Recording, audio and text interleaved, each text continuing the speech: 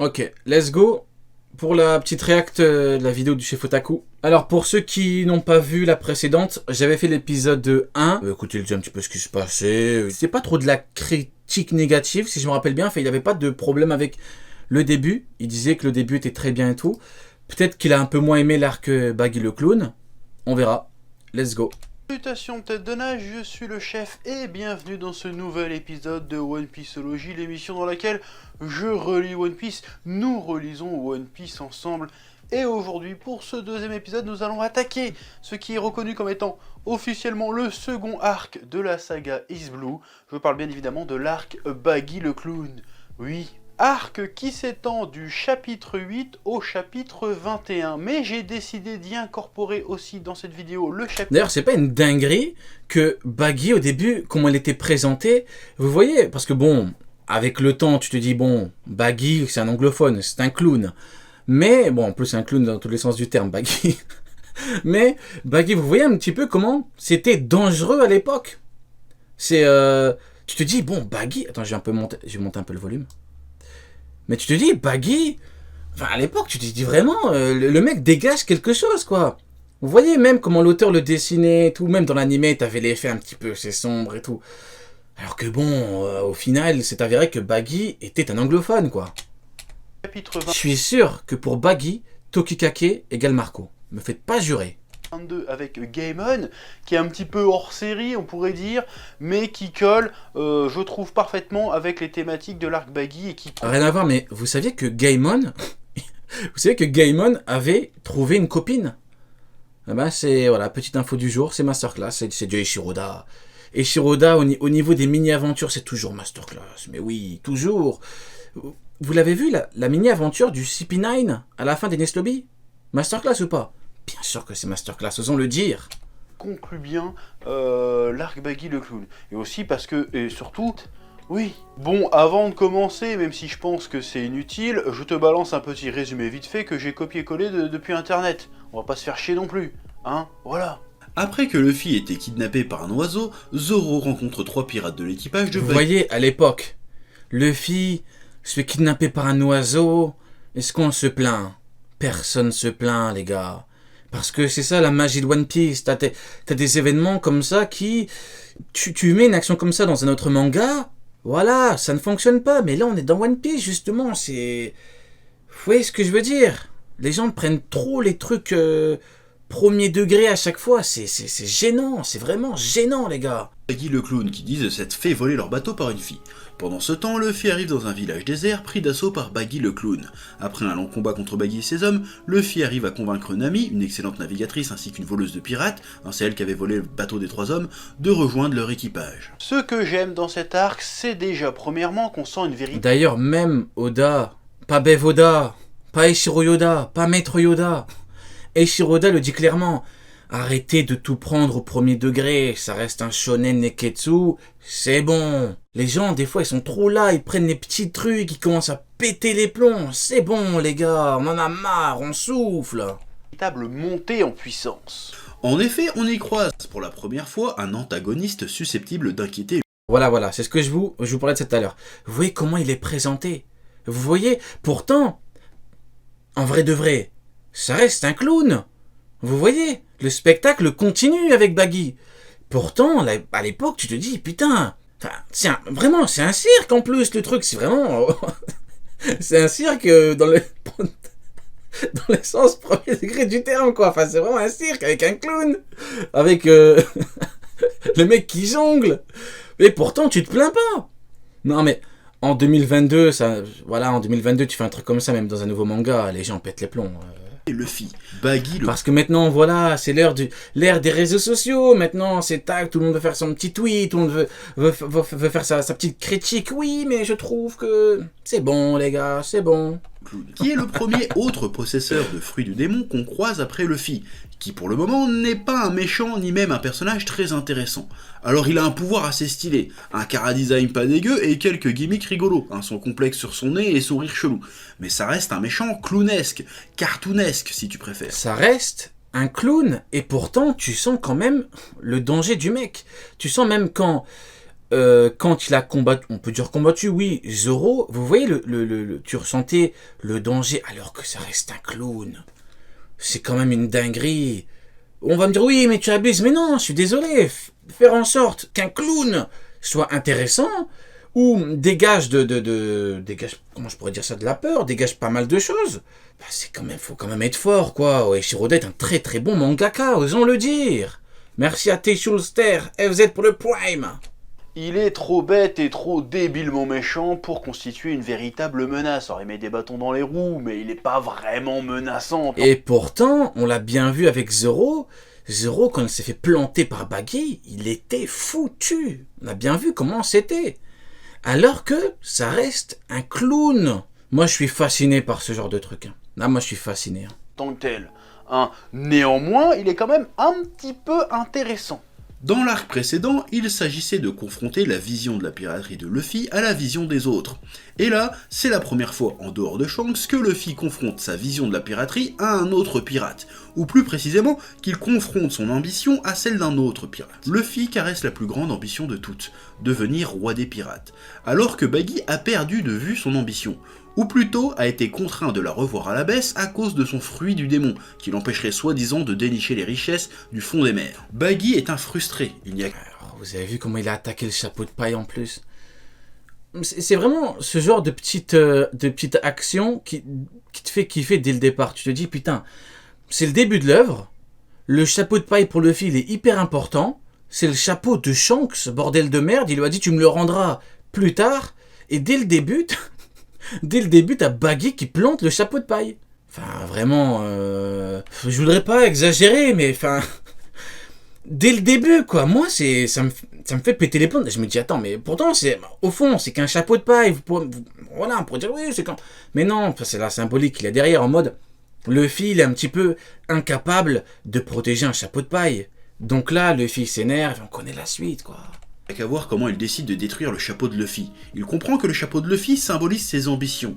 Il cherche à le détruire pour que Luffy connaisse le même sort que lui. Et on va y revenir à ce chapeau. Baggy et ses sbires, c'est aussi la première véritable manip. Et d'ailleurs, c'est son premier vrai on peut le dire, oui, premier vrai combat pour Luffy, parce que bon, au niveau de Morgan et tout, c'était un petit peu, voilà, c'était différent. Là, on a vraiment un nouvel utilisateur de fruits du démon, qui reste un clown, mais là, on est vraiment dans la piraterie, on n'est pas contre, voilà, Marine avec Morgan, bon, Morgan avec Zoro, c'est fini, quoi, en vrai de vrai. Là, on est vraiment dans la piraterie, c'est incroyable.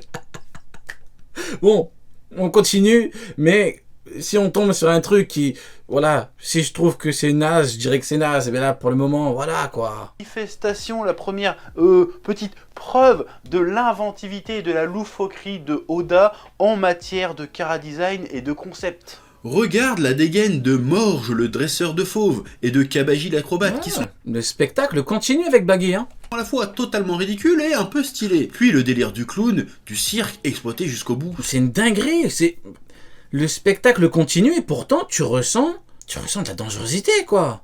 Tu dis bordel de merde, c'est un cirque le truc, le mec c'est un clown, lui c'est un acrobate. Et t'as Zoro, mais attends, mais Zoro, le mec il veut devenir meilleur épéiste au monde et tout, il arrive, il se pète avec un acrobate et t'arrives à te dire putain mais c'est chaud. Dinguerie, hein, vraiment. Ça j'aime bien. Cet arc, quand tu te remets dans le contexte de l'époque, tu pètes les plombs. c'est aussi bien évidemment, et tu l'attendais, je le sais, l'introduction d'un personnage emblématique. Nami la navigatrice, ou plutôt à ce moment-là, Nami la voleuse de pirates. Et je trouve l'introduction de Nami bien plus subtile que celle de Zoro et Luffy. Comme je le disais dans l'épisode précédent, Je rigole. Zoro et Luffy ont été introduits d'une manière très simple. Oda a cherché à définir leur motivation avant tout, et à mettre ces motivations à l'épreuve pour les rendre crédibles. Pour Nami, même si elle évoque son objectif, récolter 100 millions de berries pour racheter un village, je n'ai pas l'impression que dans cet arc, Oda cherche à mettre ses motivations à l'épreuve. En tout cas, pas au même niveau que celle de Luffy et Zoro. J'ai le sentiment qu'ici, il prend plus son temps pour essayer de cerner la personnalité de Nami, nous présenter ses traits de caractère. Il prend le temps de marquer la différence de vision et de personnalité de Nami vis-à-vis de ses deux autres camarades. En effet, le personnage de Nami semble être un personnage qui joue un peu plus de fourberie, de subtilité, de finesse. Nami, elle combat la fourberie comme... faut avoir la rêve celle-là, mais comme les Amiraux avec...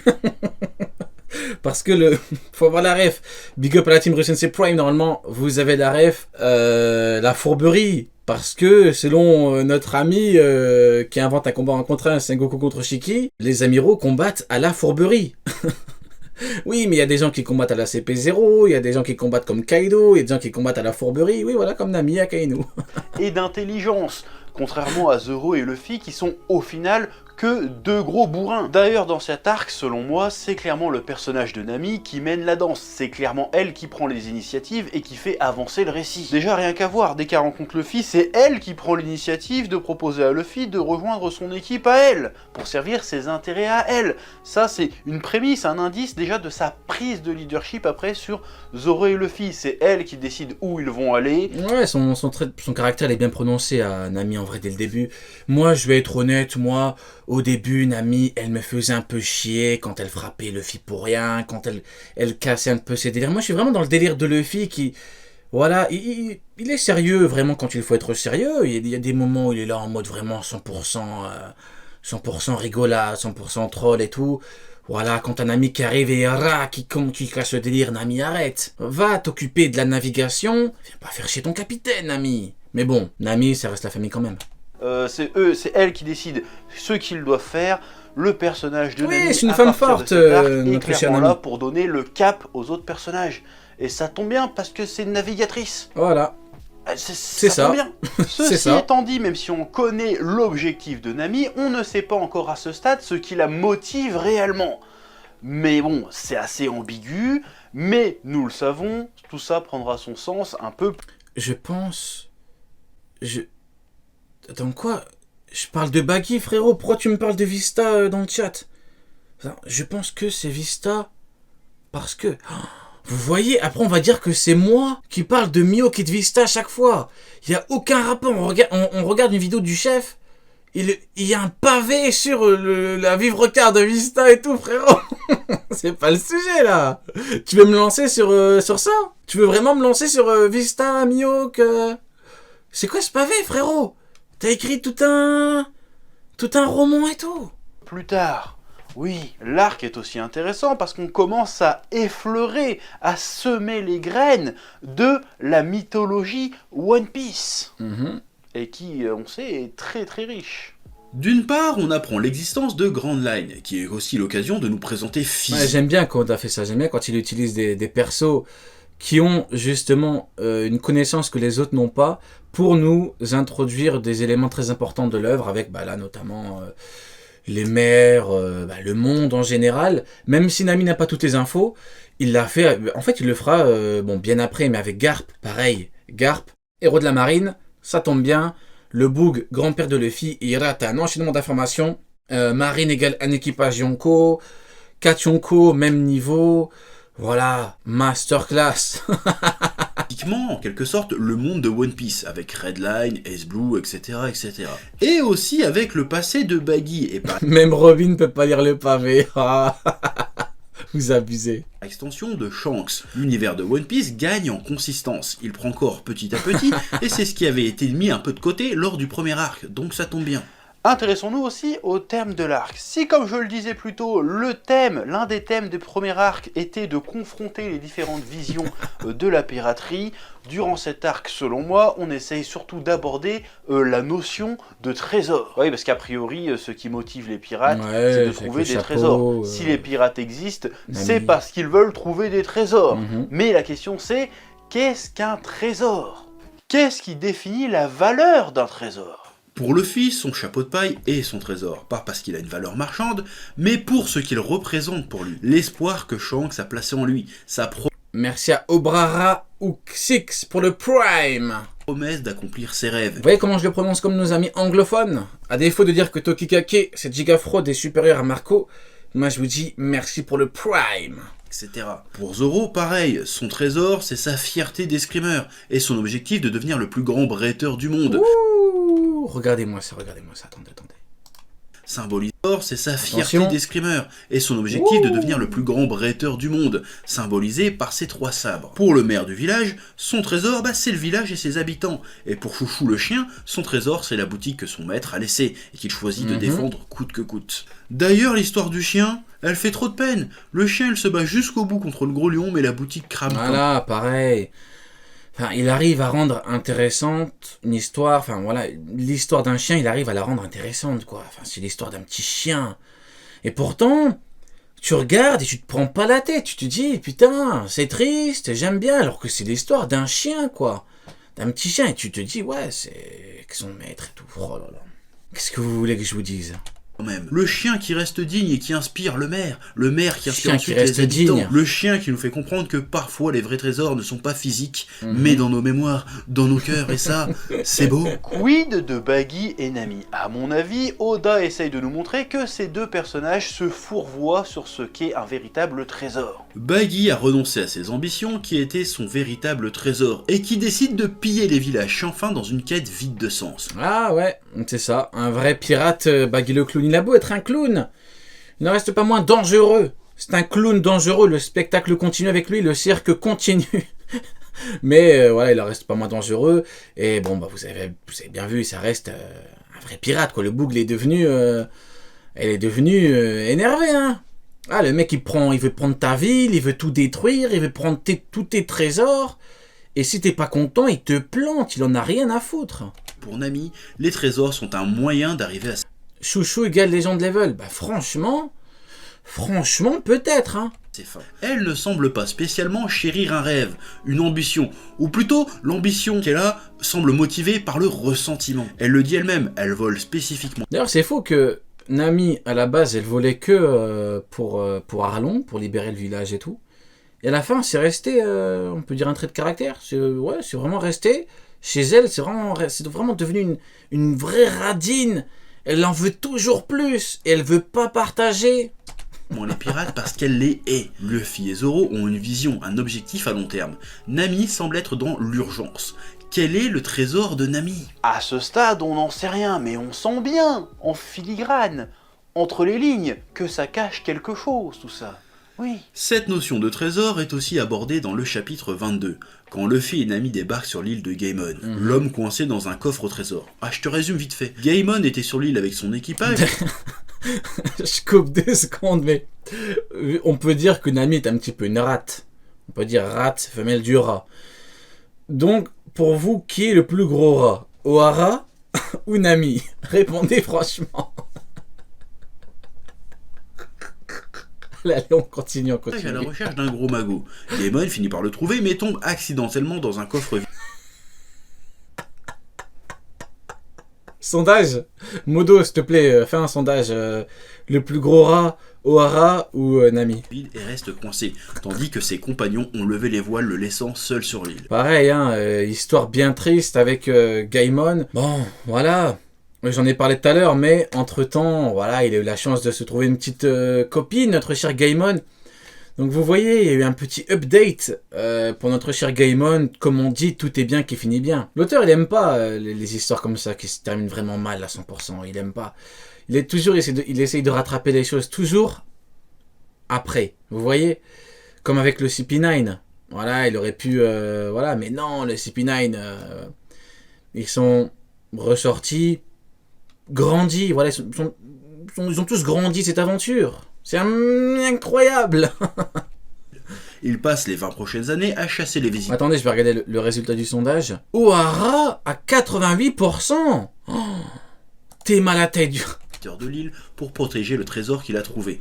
Plot twist, Luffy découvre que depuis tout ce temps, Gaimon gardait des coffres vides. Il y a un mec dans le chat, il a dit « Oh, un rat ». Gaimon, son trésor a fini par tourner à l'obsession, le coupant de sa véritable liberté et de sa vie. Il a renoncé à tout pour protéger un trésor qui au final n'existait. Et le grand vainqueur du soir est Ohara. Ohara qui est le plus gros rat de la soirée. Un gros big up à lui. Même pas. G-Nice. C'est pas de bol, oui. Luffy a respecté la détermination de Gaimon. Il s'est même sans doute un peu reconnu en lui, et il a refusé de lui montrer les coffres vides par pure compassion. Pareil, vous voyez, c'est vraiment le genre de petits moments, de petites scènes Vous voyez comment Luffy, il est fort, dans tous les sens du terme. L'action, là, elle me fait un peu penser à l'action avec Kobe. Vous voyez, quand il frappe Kobe, qui dit « Ouais, on n'a rien à voir avec ce mec-là. Ils avaient du mec de la marine, là. » Et qu'après, il part. Oh, bordel. Gaimon a tout donné pour un trésor qui n'existe Après, on va nous dire Luffy est un flat character act. Mais va là-bas. pas. Et dans un sens, Dehors avec ton flat character act, là. Nous, on va te montrer c'est quoi la vraie définition de flat character act. c'est encore pire que s'il avait échoué à protéger son trésor. Luffy n'a pas peur d'échouer à trouver le One Piece, mais imagine à quel point il serait détruit d'apprendre que le One Piece n'existe pas. Mais finalement Gaimon s'en remet assez vite, parce qu'en réalité, Gaimon a trouvé un autre trésor sur cette île, sans doute bien plus précieux. Il a trouvé un but, une utilité en protégeant la faune de l'île des braconniers, et grâce à Luffy, il s'est libéré de son obsession. Encore une fois, dans One Piece, on nous dit que le plus grand des trésors n'est pas forcément matériel. D'ailleurs, cette histoire de Gaimon fait pour moi un peu... Et au final, Eiichiro Oda confirmera bien que le One Piece est bel et bien matériel.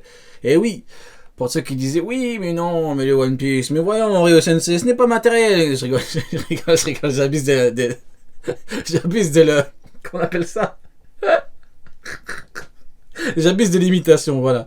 Non, n'abusons pas. Non, en vrai, en plus, la blague, ils le savent pas. Non, je rigole. Non, en vrai, tu vas confirmer que c'est bien matériel. Non, mais ça me fait rire, c'est comme le... Mais non, voyons, mais qu'est-ce que tu racontes, Ryo Sensei? Mais Zoro qui va combattre qui? Mais non, mais Zoro avait déjà le Admiral Level. Zoro, maintenant, il doit passer au Fleet Admiral Level, Ryo Sensei. Mais qu'est-ce que tu fais? Mais va sur Reddit, Ryo Sensei. Avec le côté quête motivée par le ressentiment, la tristesse, la peur, la haine, la vengeance, qui essaye d'atteindre un objectif inatteignable en réalité, et qui va être absolument dévastée quand elle va comprendre qu'elle a renoncé à tout, fait tous ses sacrifices pour rien. Mais ça, on en reparlera, bien évidemment, je pense, lorsqu'on abordera l'arc d'Arlong Park. Oui.